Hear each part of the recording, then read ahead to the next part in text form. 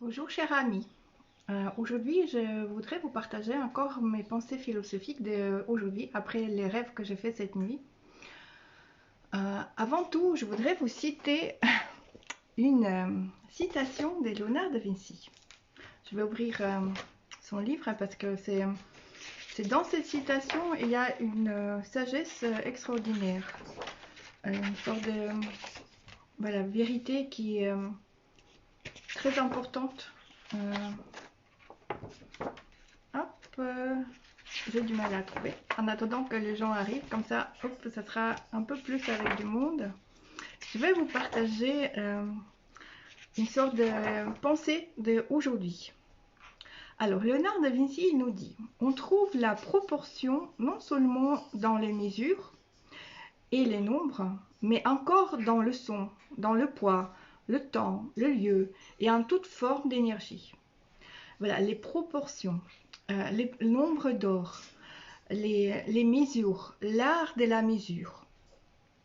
Et en fait, aujourd'hui, voilà, c'est comme si on m'a installé quelque chose dans ma conscience pendant la nuit, pendant que j'ai dormi. Voilà, déjà, aujourd'hui, il y a Kia qui vient avec moi pour nous enseigner aussi.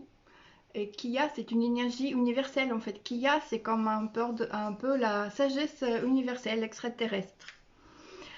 Alors, qu'est-ce que je voudrais partager? En fait, la plus grande souffrance qu'on crée nous à nous-mêmes, c'est la résistance à notre réincarnation, le rejet de notre réincarnation, être responsable du fait qu'on est dans le processus de la vie. Et à partir de ça, quand on dit oui, bah, tout ce qui se passe à l'extérieur de moi, c'est pas moi, c'est eux, je ne suis pas responsable. Pourquoi je dis tout ça? Mais en fait, tout ce qui se passe autour de nous, c'est le coefficient, c'est la proportion à une échelle de plus petit au plus grand de tout ce qui se passe à l'intérieur de nous. Voilà, donc quelqu'un qui dit non, non, le monde, c'est... Voilà, quand on vient dans la vie, on dit oh là là, c'est pas possible, c'est trop ici, il n'y a pas de magie, moi je peux pas vivre sans la magie. Par exemple, moi qui grandis dans la forêt étant un enfant, je voyais la magie dans toutes choses, surtout que je voyais les choses dans l'invisible. Je parlais avec les arbres, avec des fleurs, avec des oiseaux. Je faisais des voyages dans tout, des voyages multidimensionnels. Et la magie, pour moi, c'était comme une évidence. Mais étant enfant, adolescente, on m'a mis dans une civilisation, à l'école, dans une grande ville, la capitale.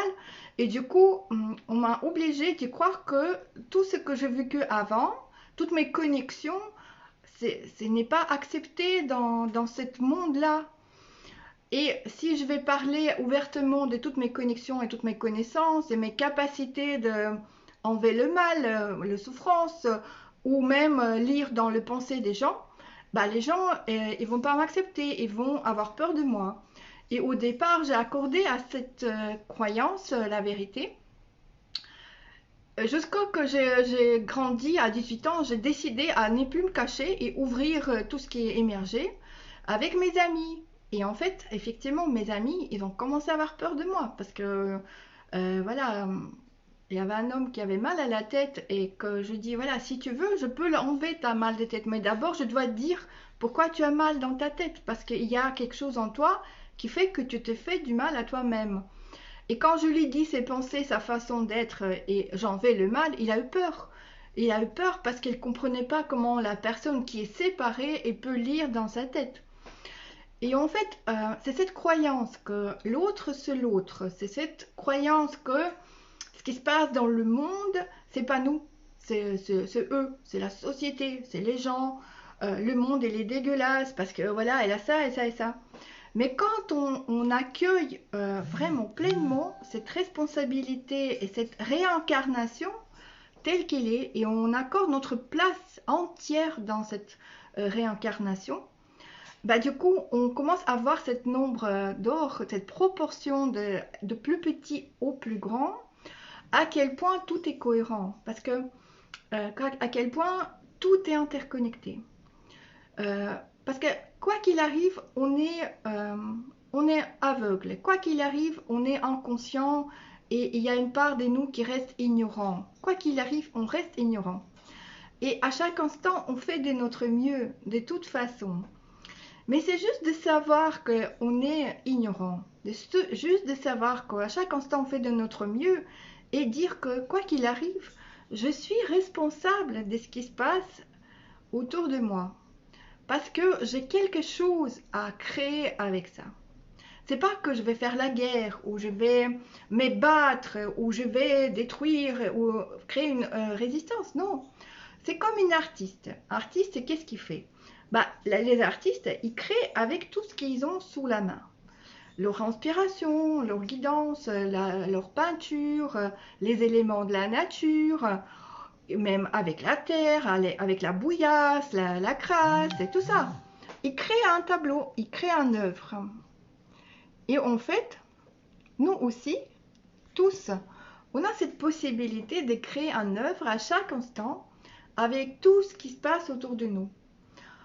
Comme les artistes, en fait, tout simplement, on devient responsable de toutes ces possibilités qui sont autour de nous, tout ce que la vie nous donne comme un cadeau, et on peut créer avec tout ça notre meilleur, et on crée le meilleur de l'univers. Voilà, c'est vraiment cette pensée-là que je voulais partager, c'est que le plus fort souffrance qu'on crée, c'est la résistance à être là dans la vie telle qu'elle est. Voilà. Parce que souvent, il y a beaucoup des âmes qui sont déjà des âmes extraterrestres, en fait, qui réincarnent. Et dès le départ, quand il vient au monde, il ressent une tristesse profonde parce qu'il se sent complètement étranger de ce monde. Par rapport à ce pourcentage des coefficients des pensées des gens, les fonctionnalités des gens, de tout ce qui est les lois, les vérités, etc. Et là, qu'est-ce qu'on fait à tout ça?